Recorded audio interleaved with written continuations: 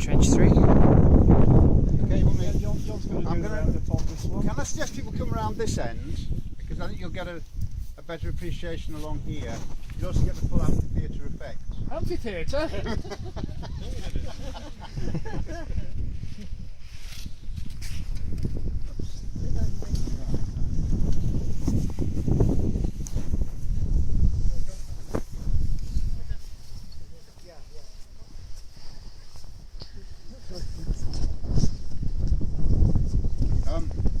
One of the really useful things here actually has been to dig two of these things concurrently, because what you've been getting over the wall, which is looking so beautiful this evening, is a kind of template for what we ought to be finding here.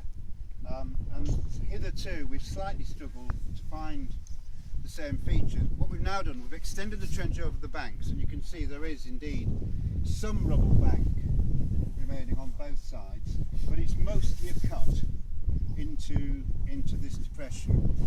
But what we finally seem to be getting evidence of, again not as well preserved as on the top house, is the wall trench.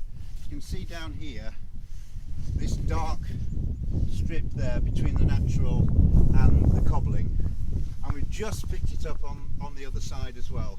It's about the same size as the one at the top, so that looks as if it's a very similar kind of Iron Age hut. What, however, you're asking yourselves is all this stuff in the middle. And there are different views on this, so I'll give you mine. This is something completely different. This is another structure. We have two buildings here.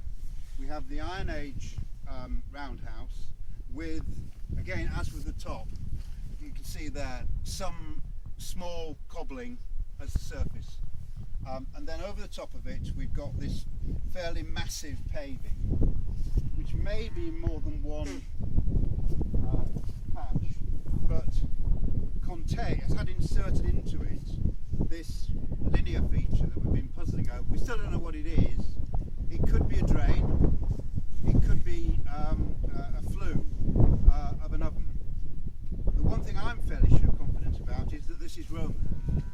We've had three pieces of Roman pottery associated with it, and therefore I think you need to think of this as not as a reuse of the Iron Age roundhouse, but as a Roman, probably agricultural building which has just been shoved into this rather nice site that was created in the Iron Age by them excavating the hollow for the Iron Age roundhouse. There's very, very little material. It's not an occupational site. And therefore it could be something like a cow byre, it could be a barn. We'll be very lucky to find any structural evidence associated with it, because these things very often you'll get a nice floor, but you'll struggle to actually find anything that indicates what the superstructure is. And the plan now is to take a cut all the way down this section, so we get a full section all the way through both the buildings, and to give us a section through the two wall trenches and through the linear feature, so we can work out whether indeed whether it's a drain or whether it's a flue or a corn dryer or something. It looks very complicated, but actually I think it's quite simple. It's just basically two buildings. And I would be very doubtful that you're looking at continuity. I don't think it's a case of an Iron Age roundhouse which is continuing into the Roman period. I think it's a case of there being an Iron Age roundhouse here, and maybe 200-300 years later somebody's coming along saying that's a useful space to put my cow byre or my barn or whatever, and they plonked it down on here. And I don't think we should even necessarily think of it as being a circular building, because if you look at the paving, there's certainly a suggestion, both on that edge and that edge, of something which is more rectilinear.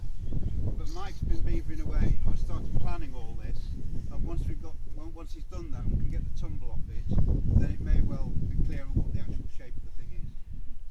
Given the proximity to the Roman fort, the idea, the zone around the fort, we know we've got a vicus settlement, civilian settlement going with the fort, and clearly we'll have a zone around it where they're practicing agriculture, looking after animals, cultivating fields, all that sort of thing. So at the moment I think we're seeing this later use of this space fitting in with that agricultural zone, support zone around the Roman fort. That's in very broad terms, I think. I think it's a really nice contrast, because one of the overall aims of the project was to look at the relationship between, if you like, the native population and what happens when the Romans come in. And one of the things that certainly happens is you get a complete transformation of the economy. You get a big market economy, you get much bigger agricultural operation.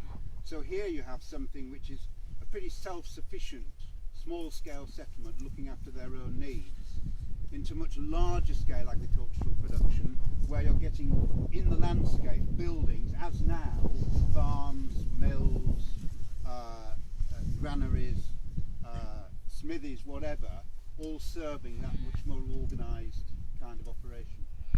So if we've got one on top of the other, and if I'm right, then it's actually quite an interesting demonstration of that change in one place. And increasingly pointing to the roundhouse up there and the roundhouse under here are defunct by the time the fort comes into operation. So all the evidence at the moment is pointing the same direction, I would suggest. I think, as Stuart was saying up there, what the fort's 120? At the earliest that we, and even that's it's But even later. I mean, the Romans are in York, in desperately looking around for cereal, 70, and Catterick. And where you've got the Romans, even if they're not yet in control of an area, you'll get this spread of material. So if this Iron Age roundhouse was here, even at, in the early years of the 1st century AD, you would expect to get Roman stuff. You get Roman stuff on native sites in Ireland, where the Romans never went, because it's just ubiquitous. There's a lot more just stuff around, pottery and metalwork and whatever, and it gets there. So I think Stuart's right, and I think this is long gone before the fort, and I think it's just somebody reusing the site. But I think the reason they've chosen this spot is because of the platform which the Iron Age people had earlier produced. Well, it's already got a nice hardcore floor to start with, hasn't it? It's simple, pragmatic.